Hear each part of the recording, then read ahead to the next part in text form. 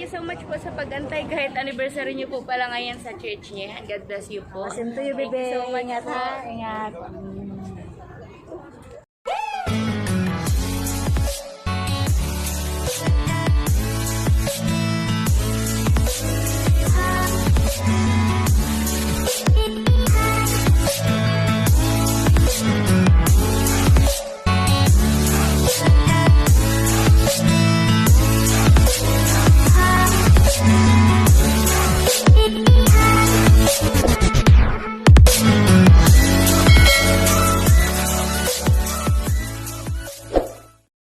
Hi everyone! Welcome back sa aking munting YouTube channel, my vlog. So for this video, mimit ko po ang ating bunsong Medit. So if you wanna join me, please keep on watching. Let's go!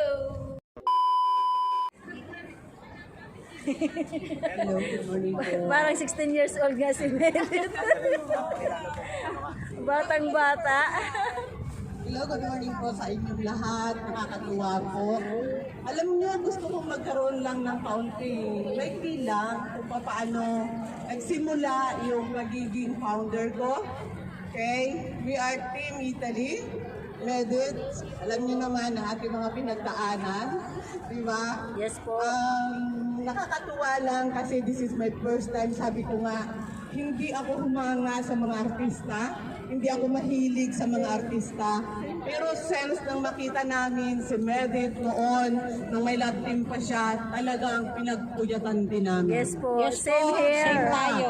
So, Same. diba, nakakaano siya, Inspired. nakaka-inspired sa kanya mga sinasabi, yung kanyang mga ginagawa. Yes. Nasa age of 22 years old, di ba? Talagang makikita natin yung kanyang kahusayan. At yun ang ating hinangaan sa kanya. Diba? Sobra. Sobra. Ang paghanga natin sa kanya ay hindi dahil siguro kasama na yung katalinuhan at bonus na yung Yes po. kagandahan. Yes. Kagandahan ng physical, Puso. but lalong higit yung kanyang puso. Yes. She's my first time po na namit ko at alam po niya, nagkita lang kami sa airport. Kasi po galing ako sa Italy, lumipat po ako ng 25 going to Singapore. Nag-stay ako doon ng 6 days sa Singapore. Singapore to Philippines. Sa airport lang po kami nagkita.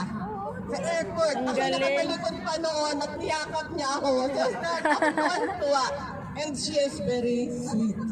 Very sweet. Talaga, pag nakakasama niyo siya, grabe lang siya. So, talagang nakakatuwa siya na ating sinusuportahan. Talagang pagmalaki po natin siya. So, kami po sa aming team, may dalawa akong admins. Si Admin Lisa, hello, shout out. Hello. Admin Igrin, shout out. Sa lahat ng Team Italy, shout out sa inyo, sa mga nasa JC. So, Yes, proving ko na po talaga na mabait si Medit, madiskarte, ang pinakang nagustuhan ko sa kanya, ayan.